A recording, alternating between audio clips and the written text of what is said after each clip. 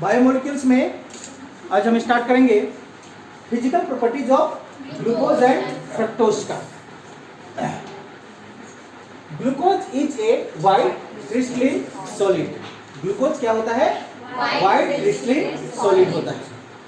दूसरा प्रॉपर्टीज देखिए, glucose and fructose both are soluble in water. दोनों पानी में अच्छी तरह से क्या होता है? घुलनशील है, लेकिन semi soluble in alcohol. Alcohol में ये अर्ध विलय है, आधा घुलनशील है। And insoluble in ether. Ether में ये सोल्यूबल नहीं है। समझ पाई? तीसरा प्रॉपर्टी देखिए, melting point of glucose is 146 degree Celsius, और यहीं पे इसका मेल्टिंग पॉइंट किसका? फ्रक्टोज का 102 डिग्री सेल्सियस होता है। समझ में आ गया? चल आगे, केमिकल प्रॉपर्टीज। केमिकल प्रॉपर्टीज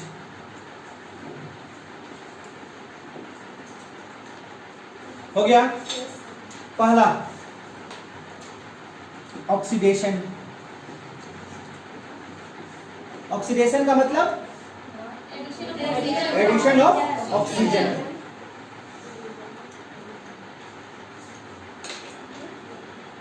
लिख लिए? ध्यान दीजिएगा, CHO सिंगल बॉन्ड, बीच में आपका क्या लगता है? जल्दी बताइए। CHOH, बात पकड़ना है। C के एक और OH और एक और क्या लगता है? H। नहीं आया समझ में? तो क्या आप उसको लिख सकते हैं? CHOH। कितना टाइम? 4 टाइम ले लेते हैं। फिर CH2OH। क्लियर? डाउट है कहीं पे? नहीं होना चाहिए डाउट। ये 4 बार आपका एक और H, एक और OH, फिर HOH, 4 बार लगेगा। और ऊपर नीचे तो ये आपका रहता है एल्डोस में। क्लियर? जब हम इसको क्या करेंगे, आप ऑक्सीडेशन शुरू करते हैं। ध्यान से समझिएगा बात को। ऑक्सीडेशन करते हैं HNO3 की उपस्थिति में। किसकी उपस्थिति में? HNO3 की उपस्थिति में। ऑक्सीडेशन का मतलब ही क्या होता है? Addition of oxygen. चलिए हम ऑक्सीजन को क्या करते हैं? ऐड कराते हैं। क्लियर? आपने ये भी जाना होगा कि ऑक्सीडेशन में एडिशन ऑफ क्या होता है? ऑक्सीजन और हाइड्रोजन। आपने पढ़ के रखा? ध्यान दीजिएगा, ये हाइड्रोजन आपको दिखाई देता है। ये हाइड्रोजन स्टेबल होके H2 बना दे। क्लियर? आगे चलिए, प्लस ज्यों का त्यों है वो अभी तक। CHOH कितना टाइम? 4 टाइम। ध्यान दीजिएगा, COH है, यहाँ का ऑक्सीजन ऐड हुआ। समझ पाई? ऊपर में भी ध्यान से दीजिए, COH, ये ऑक्सीजन यहाँ पे ऐड हुआ। कितना टाइम ऑक्सीजन आपका? 2 टाइम ऑक्सीजन। डाउट है किसी को? और ये क्या बनाया? ग्लूकेरिक एसिड। इसका नाम क्या हो गया? ग्लूकेरिक एसिड। इसको दूसरा नाम सैचुरिक एसिड भी कहते हैं। क्या कहते हैं? सैचुरिक एसिड।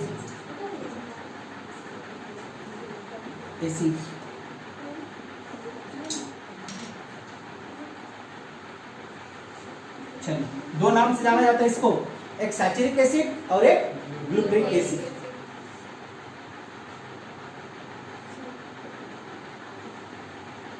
क्लियर?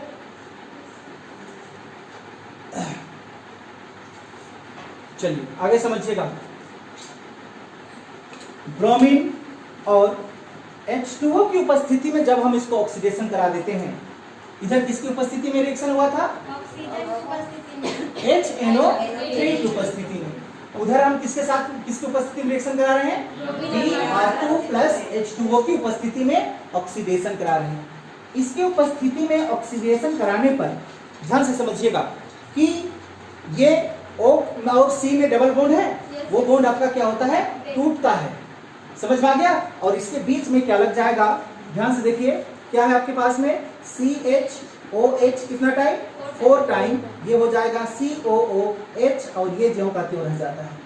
अब ये चीज को याद रखेंगे, समझ पाई? HNO3 में दोनों ओर बदला, जबकि उधर जब हम Br2 और H2O के साथ ऑक्सीजन गाए तो केवल हमारा एल्डिहाइड ग्रुप की ओर बदला। उसका नाम हुआ ग्लूकोरिक एसिड। ये ए है ग्लू, यहां पे ए लिखना ना, ग्लूकैरिक एसिड और इसका नाम है ग्लूकोरिक एसिड। थोड़ी थोड़ी नाम में फर्क होगा, यहां पे ए वहां पे ओ।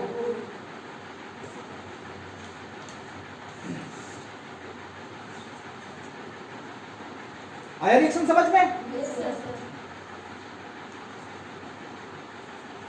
यानी कि ये ऑक्सीजन ना यहां पे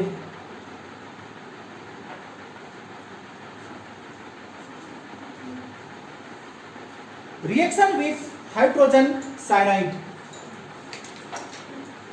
reaction with hydrogen cyanide, hydrogen cyanide के साथ में रिएक्शन किसका? ग्लूकोज का। CHO सिंगल बॉन्ड CHOH कितना टाइम? 4 time CH2OH। क्या ये ग्लूकोज है आपका? पकड़ पा रही है बात को? डाउट है?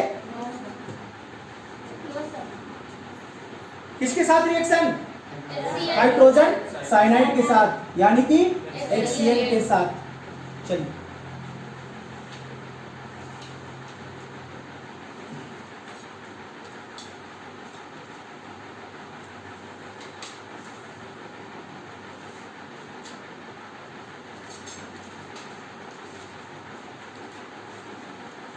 बात ध्यान दीजिएगा।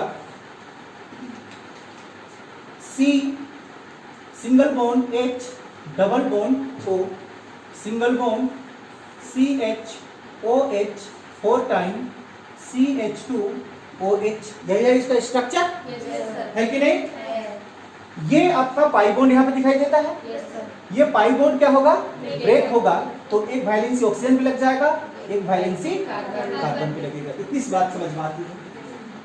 HCl को डिकम्पोज कराएंगे तो H प्लस और Cl माइनस में टूटेगा। बात समझ में आया? ऑक्सीजन में कैसी चार्ज होती है? माइनस। तो किसको ऐड करेगा ये? H को। तो यहाँ पे क्या लग जाएगा? H। यहाँ पे क्या लग जाएगा? Cl। क्या बना ये? जल्दी बोलिए। Glucose cyanohydrin. हाँ, ग्लूकोज साइनो हाइड्रीन, इसका निर्माण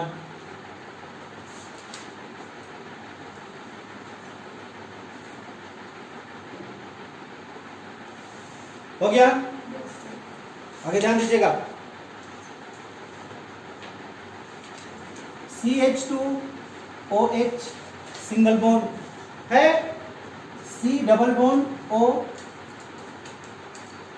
CHOH 3 time CH2OH plus HCl।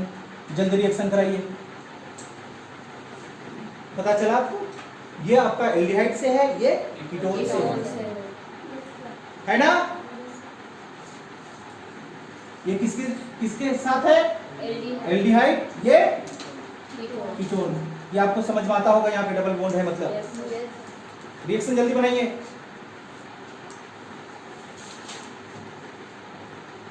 बन पाएगा ना ये रिएक्शन? चलिए क्या बनेगा? CH2OH, ये बोलिए। हाँ, ब्रेक होगा इस तरह से। यहाँ पे H, यहाँ पे Cn, यहाँ पे CHOH कितना टाइम? 3 time CH2OH। बात समझ में आ गया होगा? इसका क्या नाम? इसका fructose cyanohydrin.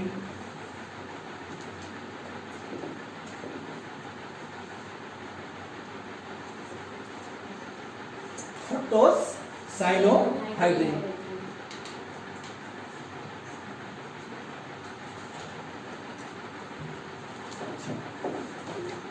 Reaction with phenyl hydrazine,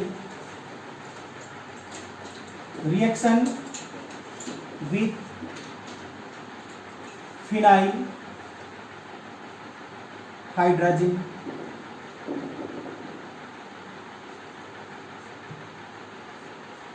phenyl hydrazine का फॉर्मूला पता है?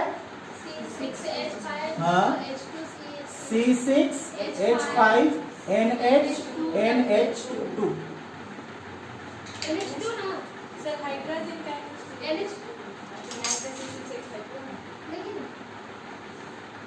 स्ट्रक्चर बना तो N का यहाँ पे 2 लगाएगी, इसके पास में तो 3 ही वैलेंसी होता है, तो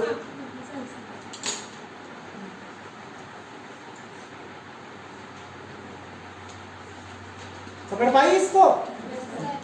ये देखिए ऐसा है, C6H5 single bond N, single bond H, N, H, ये अगर वहां पे 2 लगा देंगे तो हाइड्रोजन को उड़ाना पड़ेगा। चलिए एक लाइन लिखिएगा यहाँ पे, when glucose and fructose both react with phenyl hydrazine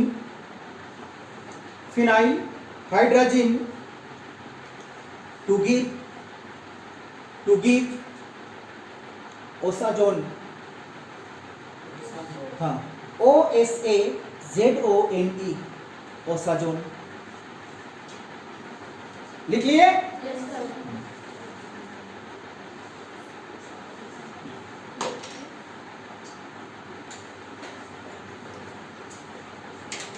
क्या था आपके पास में?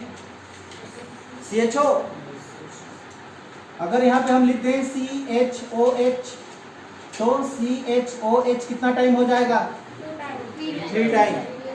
फिर CH2OH। समझ पाई? किसके साथ रिएक्शन? C6H5NH2 के साथ।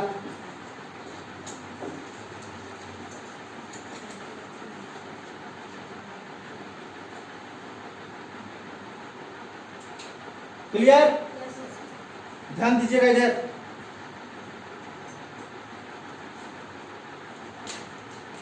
बताइए,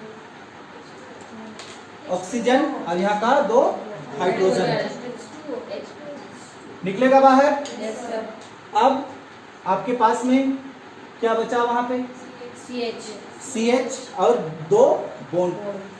ऑक्सीजन निकला मतलब डबल बॉन्ड आपका क्या है? टूटा हुआ है। और यहाँ से 2 हाइड्रोजन, मतलब नाइट्रोजन के पास में भी डबल बॉन्ड है, मतलब ये होगा CH डबल बॉन्ड N, फिर क्या है? H, फिर N, C6H5। बात समझ में आया? फिर CHOH 3 टाइम, आप चाहें तो डायरेक्टली 4 टाइम लिख सकते हैं, CH2OH, ताकि आपको समझने में परेशानी ना हो। ठीक, single bond N, single bond H, single bond, हाँ ठीक तो है, C6H5। समझ पाई होगी बात? क्लियर?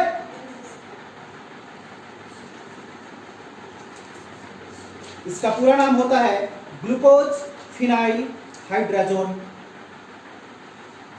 इसका पूरा नाम क्या है? Glucose phenyl hydrazone. एक वर्ड में क्या कहते हैं इसको? ओसाजोन।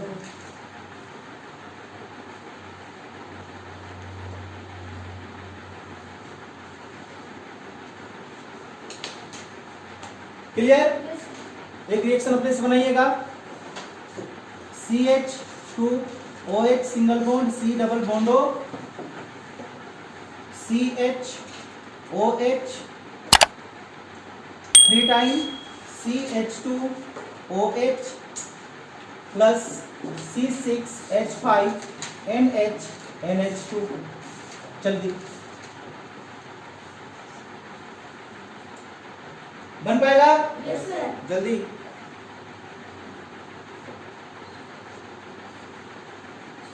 अभी बॉन्ड कहां पे टूटेगी? यहां पे। Yes sir. ये H2O दिखाई देता है, यस सर। ये ऑक्सीजन को लेगा ना, यस सर। और क्या बनाएगा? H2O। बताइए। CH2OH, फिर क्या है आपके पास में? C। ध्यान से दीजिए, दोनों बॉन्ड टूट गया। सीधे क्या बन जाएगा? N single bond N single bond H single bond C6H5, नीचे आपका जो है CHOH कितना टाइम? 3 time CH2OH। इसका भी नाम आपको पता होगा, है ना? हाँ, फ्रक्टोज फिनाइल हाइड्राजोन। उसको भी हम एक वर्ड में ओसाजोनी बोलेंगे। डेफिनेशन में साफ साफ लिखा हुआ है। समझ में आया? Yes sir. क्लियर? आगे बढ़े। पूछना है उधर। नाम लिख लीजिए इसका, क्या नाम होगा? Fructose phenyl hydrazone. एक वर्ड में इसको भी क्या बोलेंगे? ओसाजोनी कहेंगे।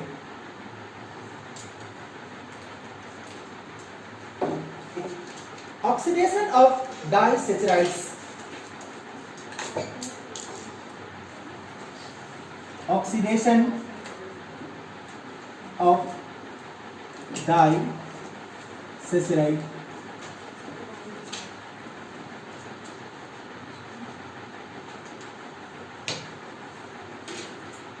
डाई का मतलब समझ में आता है? दो। मतलब कार्बन क्या हो जाएगा? 12 होगा। हाइड्रोजन कितना हो जाएगा? जल्दी 22, है ना? ऑक्सीजन कितना हो जाएगा? 11 प्लस 2। यही वर्ड नहीं समझ पाई? ऑक्सीडेशन ऑफ डाइसैचराइड्स यहाँ पे 2 बार है। चलिए, ये रिएक्शन होता है हमारा वेनेडियम पेंटॉक्साइड की उपस्थिति में और कंसंट्रेट HNO3 की उपस्थिति में। ये रिएक्शन कब पॉसिबल होता है? वेनेडियम पेंटॉक्साइड और कंसंट्रेट HNO3 की उपस्थिति में। याद रखेंगे ये condition.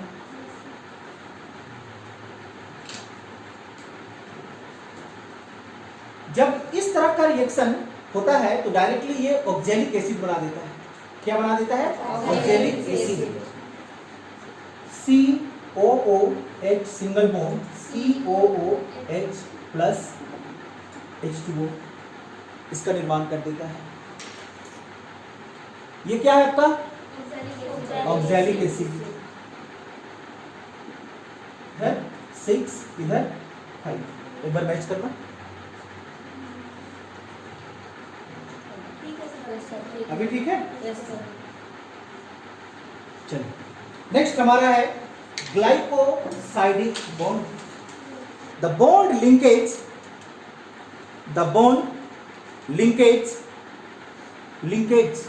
Between alpha D glucose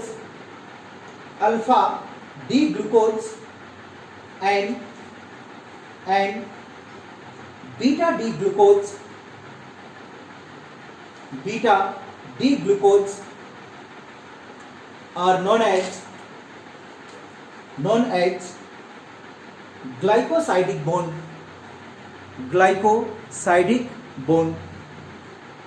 These bond are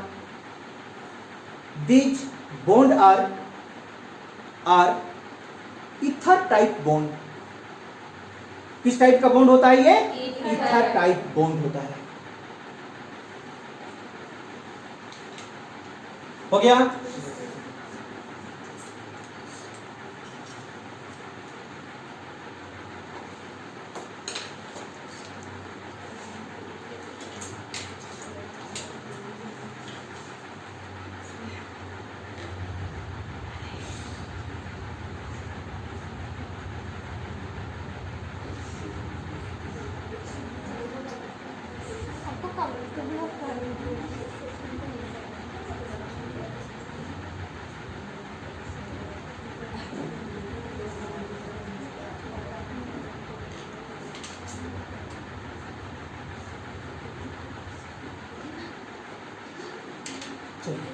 आगे होगा समझ में। क्या है ये? Glycosidic bond. ये दोनों बॉन्ड दिखाई दे रहा है, ये दोनों बॉन्ड को जो जोड़ा वही क्या कहलाएगा आपका? Glycosidic bond. ये किस टाइप का बॉन्ड आपका है? इथर टाइप का। R single bond O single bond R, ऐसा ही होता है इथर में। तो ये भी ऐसा ही है, इसलिए इसको हम क्या कहते हैं? इथर टाइप बॉन्ड कहा जाता है। ये आपका क्या है? अल्फा हाँ डी। सर वहाँ कुछ नहीं होगा, H2OH है ना, सर वहाँ CH2OH लिखे हैं ना इधर, उसका नीचे वाला कुछ नहीं है, H होगा। तो लिखो ना H। Beta D glucose. ये सब पूछने वाली बात नहीं हो, मतलब एक चुन्नी दिखाई दे रहा है मतलब हाइड्रोजन है।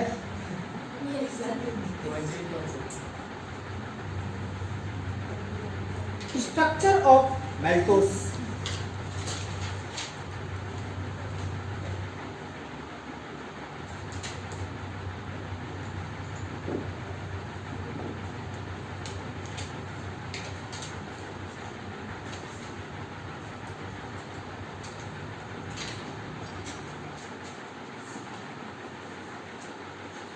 ये बॉन्ड कौन सा बॉन्ड है? Glycosidic bond. मतलब इसको आप यहाँ भी लिख सकते हैं।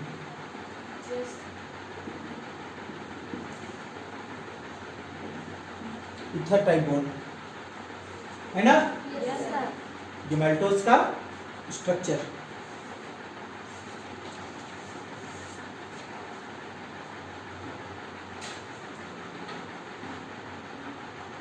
बन गया सबका फिगर? चलो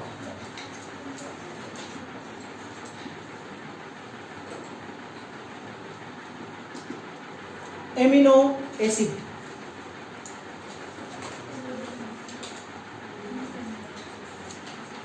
एमिनो एसिड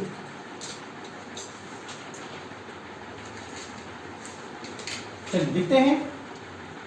एमिनो एसिड, बात समझ पाई होगी।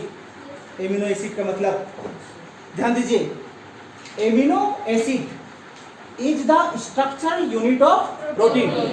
एमिनो एसिड क्या होता है आपका? स्ट्रक्चरल यूनिट किसका? प्रोटीन का स्ट्रक्चरल यूनिट होता है। और इस एमिनो एसिड में क्या कंटेंट होता है? अध्ययन से देखिए, basicity of amino group.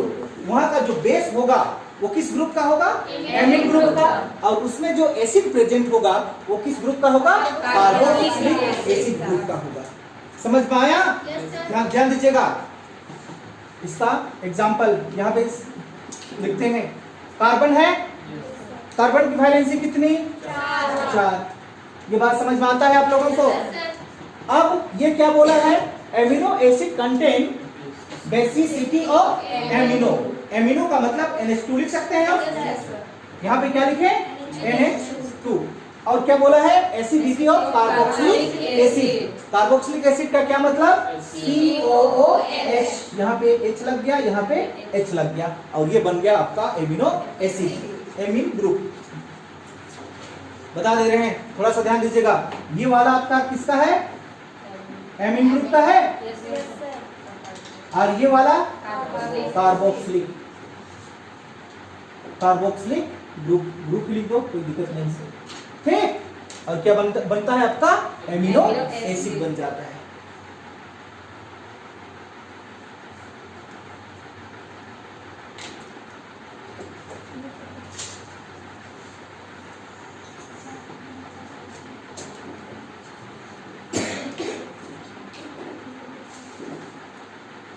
Nucleic acid.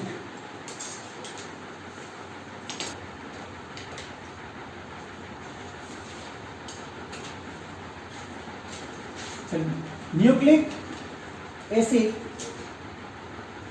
Present in the form of genetic material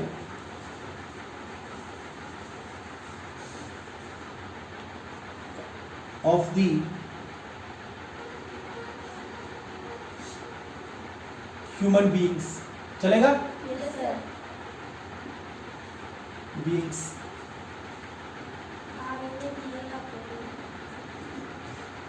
Nucleic acid are classified into two types. किसमें हम लोग इसको तोड़ते हैं?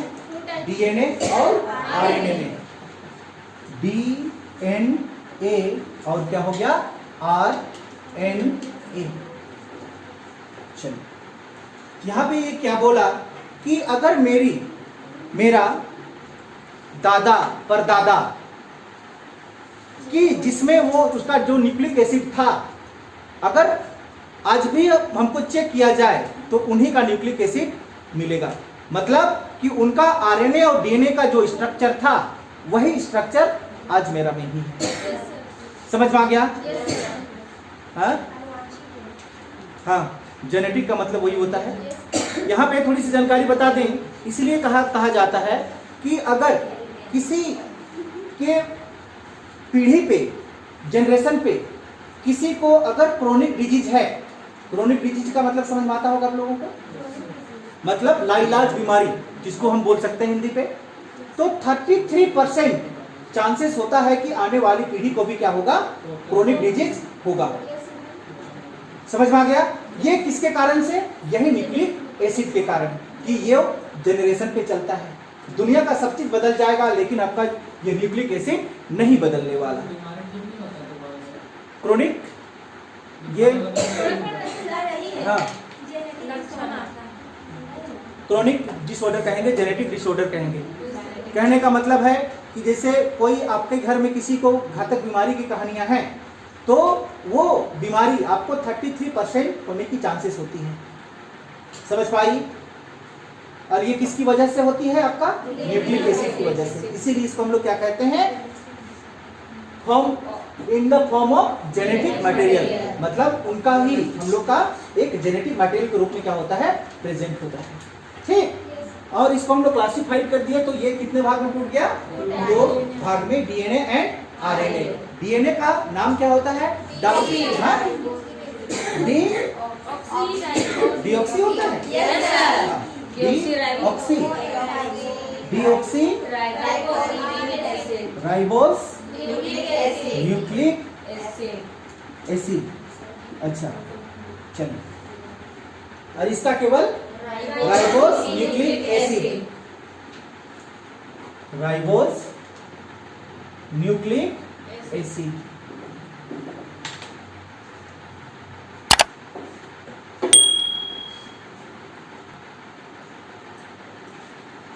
क्लियर? ध्यान दीजिएगा बात आगे. डीएनए और आरएनए को एक ही भाषा में हम लोग न्यूक्लियोटाइड कहते हैं. क्या कहते हैं? न्यूक्लियोटाइड कहा जाता है. किसको? डीएनए और आरएनए को एक ही भाषा में क्या बोलेंगे? न्यूक्लियोटाइड. लिख लीजिएगा, न्यूक्लियोटाइड कहा जाता है. क्लियर? डाउट है? अब ये न्यूक्लियोटाइड आगे जाके 3 पार्ट में टूट जाता है. ठीक? किसमें टूटेगा? Phosphoric acid. पहला टूटेगा, उसका नाम क्या है? Phosphoric acid. हो गया? दूसरा टूटेगा जिसका नाम है आपका पेंटोज शुगर. समझ पाई? और तीसरा का नाम है आपका नाइट्रोजन बेस. Nitrogen base. देखो, एक बार इसको थोड़ा सा देखते हैं हम लोग. न्यूक्लिक एसिड क्या है? वो जो हमारा जेनेटिक को क्या करता है? ये जेनेटिक मतलब पीढ़ी दर पीढ़ी चलते जाता है. समझ में आ गया? और इस न्यूक्लिक एसिड को हम 2 नाम से जानते हैं, डीएनए और आरएनए। डीएनए का पूरा नाम क्या हुआ? डीऑक्सी राइबोज न्यूक्लिक एसिड, और उसका नाम क्या हो गया? Ribose nucleic acid. डीएनए और आरएनए दोनों को हम एक साथ में किसके नाम से जानते हैं? न्यूक्लियोटाइड के नाम से जाना जाता है। समझ में आ गया? और ये न्यूक्लियोटाइड 3 भाग में क्या होती है? आगे चल के टूट जाती है। मतलब फास्फोरिक एसिड में, पेंटोस शुगर में और नाइट्रोजन बेस में। इसका ये मतलब हुआ कि आपका डीएनए में भी फास्फोरिक एसिड मिलेगा, आरएनए में भी फास्फोरिक एसिड मिलेगा। पेंटोस शुगर आपका डीएनए में मिलने वाला है, आरएनए में मिलने वाला है। नाइट्रोजन बेस डीएनए में मिलेगा और आरएनए में मिलेगा। क्लियर? चलिए थोड़ा सा और आगे बढ़ते हैं। ये आपको दिखाई देता है पेंटोस शुगर।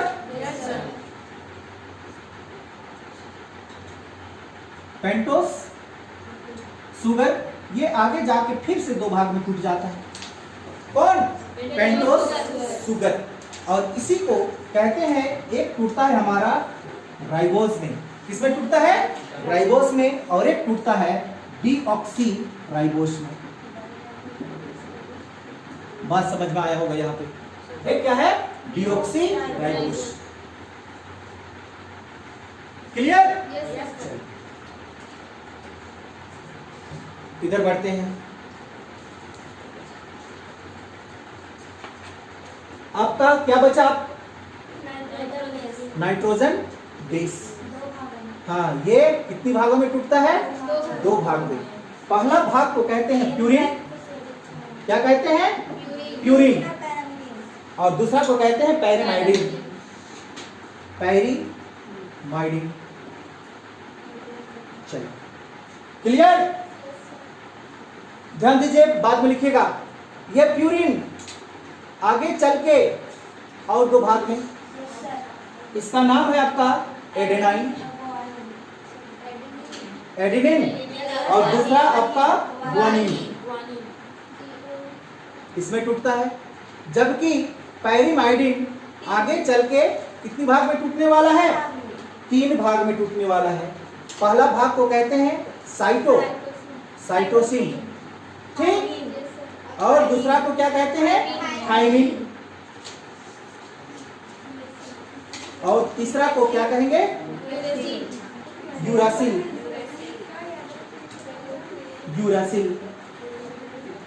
क्लियर? इसका सिंबल अगर आप प्रेजेंट करना चाहते हैं तो एडेनिन के लिए A, ग्वानिन के लिए G, साइटोसिन के लिए C, थाइमिन के लिए T और यूरासिल के लिए U प्रयोग कर सकते हैं।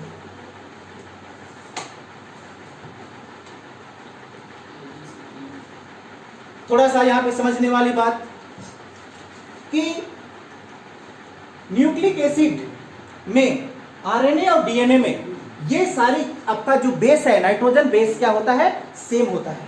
सिर्फ कौन चेंजेस होता है? यूरेसिल चेंज हो जाता है। समझ में आ गया बात? तो ये था आपका न्यूक्लिक एसिड। क्या लिख पाए? ये पेंटोस शुगर आपका 2 भाग में टूटा है। यहाँ पे किसमें? राइबोज और डीऑक्सी राइबोज में। नाइट्रोजन बेस आगे जाके 2 भाग में टूटा, प्यूरिन और पेरिमाइडिन में। प्यूरिन 2 भाग में टूटा, एडेनाइन और ग्वानिन में। पेरिमाइडिन आगे जाके 3 भाग में टूटा, साइटोसिन, थाइमिन और यूरासिल में। ये आपका पूरा न्यूक्लिक एसिड का क्या था? ब्रांच। ठीक? अब बात करें यहाँ पे दोनों के बीच का difference between RNA and DNA. अब लिख पाएंगे? लिख लेंगे, ठीक ना? Difference between RNA and DNA वैसे भी हम वीडियो में डाल देंगे, आप देखना चाहते हैं तो देख सकते हैं। Difference between RNA and DNA, ठीक?